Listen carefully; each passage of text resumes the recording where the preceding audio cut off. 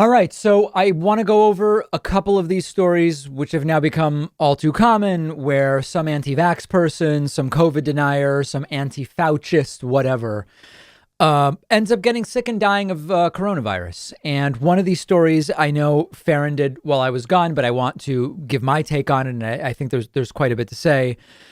These are not like fun, happy stories. They're not funny stories.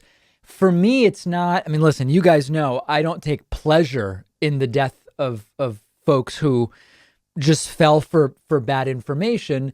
But we can't ignore the fact that, especially when they change their mind on the vaccine, once they get sick and people hear that, it can be a cautionary tale, and it may actually have some impact in getting more people to go ahead and get vaccinated. So let's start with the first one. This is a story of H. Scott Appley, a Texas Republican official who mocked the COVID pandemic 5 days before dying of the virus. Okay? H. Scott Appley. The Daily Beast writes, a Republican official from Texas who regularly espoused anti-vaccine, anti-mask views online has died from COVID-19 5 days after posting a meme on Facebook questioning the wisdom of getting inoculated against COVID. Dickinson City Council member and state Republican Executive Committee member H. Scott Appley, 45 years old, not 65 plus, not 75, 85, the way many Republicans like to say, 45-year-old H. Scott Appley died in a local hospital around 3 a.m. Wednesday morning, according to a GoFundMe page set up to help his family with expenses. Now, I'm going to get to that in a moment as well. He was admitted to the facility in Galveston on Sunday with pneumonia-like symptoms, hooked up to a ventilator as his condition worsened. His wife was also infected.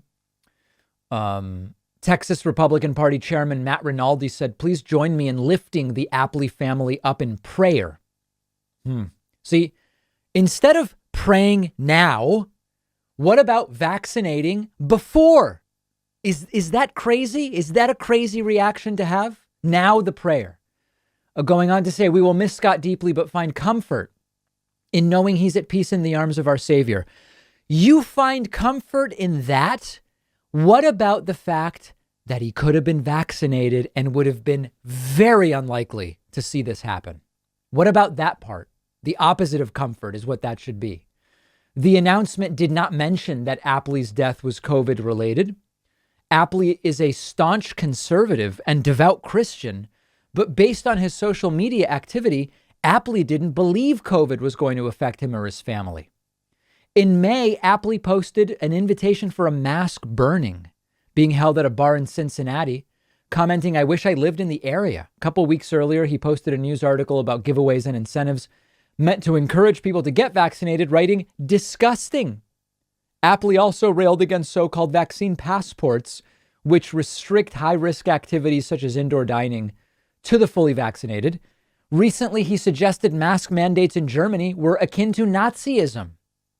And when former Baltimore Health Commissioner Leana Wen celebrated good news about the Pfizer vaccine efficacy, a seemingly outraged Appley called her an absolute enemy of a free people. You can go on. It's all the same stuff. In Facebook posts, Appley wrote, if businesses start allowing customers and employees go mask-free only with voluntarily providing their vaccination record, presumably not a HIPAA misspelled violation, wouldn't that basically involuntary? We can't even understand a word this guy was writing. What a mess. So listen, what are the takeaways here? I'm not happy this guy died, but if his death serves to get some anti-vaxxers vaccinated, it will not be totally in vain, although it is a senseless death, which almost certainly, not 100%, but almost certainly could have been prevented with a vaccine. So takeaway number one, we have something, the vaccine, which makes you really unlikely to get super sick and die of COVID. Now, there's data coming out about breakthrough deaths, right? We're learning that we're probably all heading towards third doses. We'll talk about that tomorrow. Big announcement expected probably today. We're learning that efficacy wanes over time, but it's still a very powerful tool for making you unlikely to be hospitalized and die. That's takeaway number one. Now, some people still will die, right? Like with flu, with colds. Sometimes in a planet of 7 billion people, things that don't normally cause a problem, statistically very small number, but still a percentage, will cause a problem and people will die. But most won't when they are vaccinated. It's the best tool we have, and choosing not to take advantage of it is absurd. Now, the GoFundMe page, I mentioned that they have a GoFundMe. They talk about personal responsibility. They choose not to get vaccinated. They still expect to be taken care of at the hospital. And then they or their families beg for money for health care, which almost certainly is not money they would need because they didn't get vaccinated. Had they gotten vaccinated, they probably wouldn't need that money. That is not personal responsibility. That is not personal responsibility. And that's another aspect. Earlier in the show, I talked about, the stated principles for lots of these people. They're not deeply held beliefs.